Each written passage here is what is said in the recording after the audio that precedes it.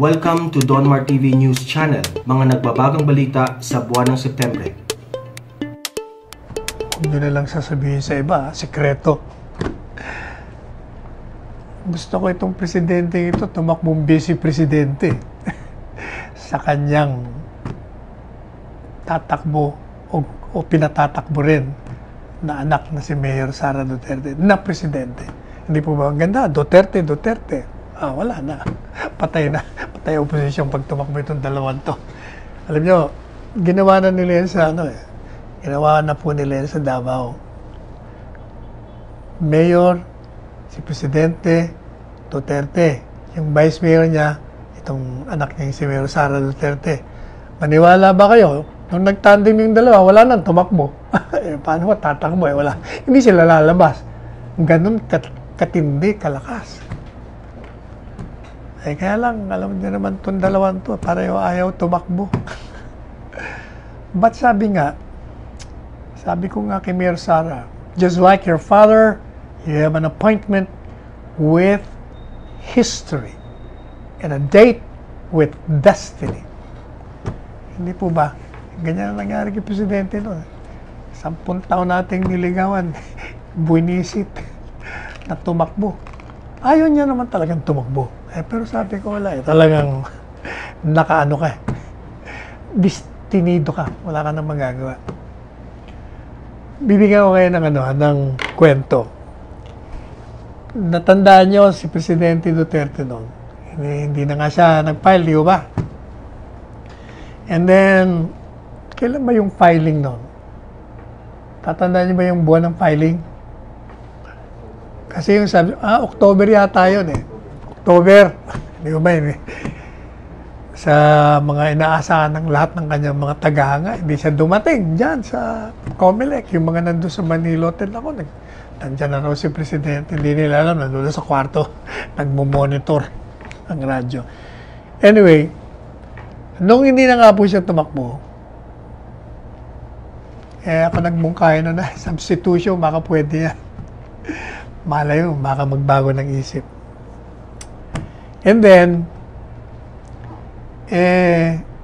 inimbitahan ko po siyang pumuntang Maynila. At sabi ko, merong birthday party yung aking kabiyak si Dr. Panelo. Kung maaari lang na may mga kakausap sa kanya. Pumayag naman. Lumipad sila ni Senator Bongo. I remember, mga 3 o'clock yata yung aking merienda. Merienda Sena, 3, 4, 5, 6, 7. Nung matapos po kami, nagdesisyon na siyang hindi siya tatakwa. Meron po kaming kaibigan na may premiere showing sa Mega Mall. Hindi nanood kami. Kayong mga nakapunta dun sa mall na binanggit ko, hindi po ba may parking doon? Yung parking doon will take you only less than 5 minutes kung pupunta ka doon sa theater. Matagal na yung 5 minutes eh. Maniniwala ba kayo? Pagdating namin sa parking, lumakad kami papuntang mall. Alam niyo kung how many minutes? Hindi minutes. It took us 1 hour and a half to reach the theater from the parking area. Ganun. Bakit kanyo? Abay, hindi ho siya pinalakad ng tao. Lahat ng masalubong, nagkakagulo sa kanya. Pakuha ng picture dito. Kikiusap, tumakbo ka, President, Mayor. Sabi ni Presidente, sabi niya, hindi, sabi ko pala sa kanya, kita mo na, Mayor. Ayun, nagdeklara ka ng hindi ka tatakbo. Tingnan mo naman ang tao. Talagang hindi po pwede. You're really destined to run and to win landslide because you have an appointment with history and date with destiny. So, madalit sabi, after 1 hour and a half, saka kami nakarating. Medyo nagutom kami after the more than middle of the show. So, nag-iya akong kumain. Nagpaalam kami doon sa aming kaibigan artista. Parehong istorya.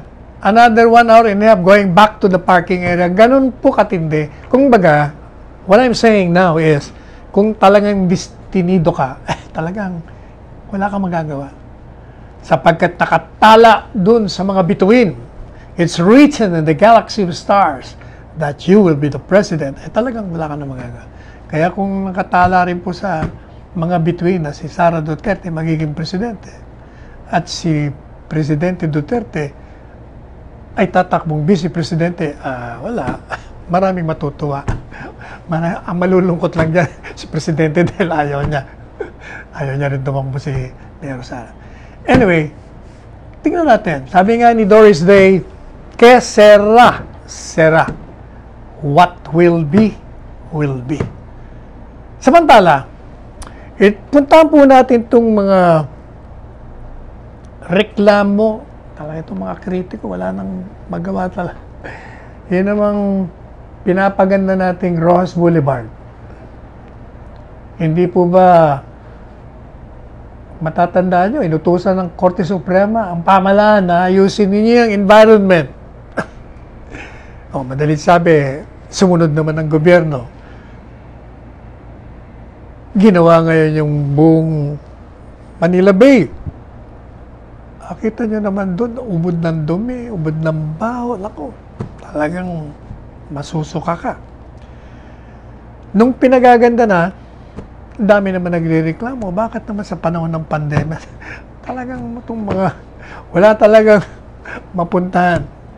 Kaya sabi ni Secretary Roy Cimatu, sadly, there are those who want us to stop the beach nourishment for reasons that are better political rather than environmental.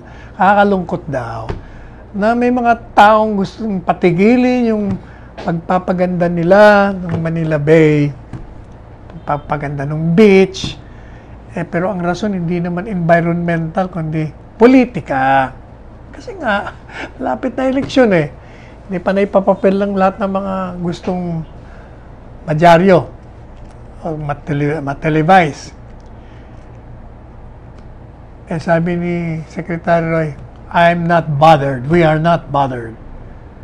Basta alam namin, gumagawa kami ng kabutihan at para sa rehabilitasyon. Yun po kasing, yun naman kasing kritisismo, wala namang kabatay-batayan yung dolomite. Sinasabi nila na baka mga ano yung lungs mo. Pwede yun kung yung dolomite na nilagay doon kasing pino ng ng arena. Pwedeng lumipad sa hangin. Hindi naman eh. Kaya safe. Katunayan, yung po ang ginagamit.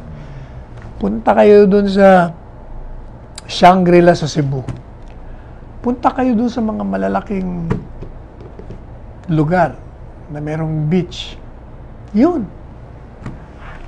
Ano sabi ni Secretary Roy? Alam niyo raw ba na yung coliform level doon sa malapit sa Manila Bay, naging na lang, bumagsak na sa hundreds of thousand. Baka sabihin nyo, hundreds of thousand pala. Teka muna. Ikumpara niya, ano ba dati? Millions! Nung sila magsimula ng rehabilitation. Sa Baywalk, sabi ni Secretary Roy, dati 90 million coliforms, ngayon 920,000 na lang. Pero sabi ni Secretary, hindi pa pwede maglangoy doon. Alam niyo ba kung anong ibig sabihin ng coliforms? Yung mga dumi. Yung nilalabas sa katawan natin. Hindi ba yun yung ginawa ni Secretary Roy sa Boracay? Kita niyo naman ang Boracay. Ang linis. Napakaganda. Kaya nung nagkaroon po ng seremonya doon, inimbitahan niya yung mga tao para lumakad kayo sa bay para makita nyo. Feel nyo yung kagandahan. Kaya lang, ito naman si Lenny. May nabasa na naman ako kanina. Meron naman nirireklamo na naman si Lenny. Si BP Lenny natin, ating kaibigan. dami daw tao sa Ross Boulevard.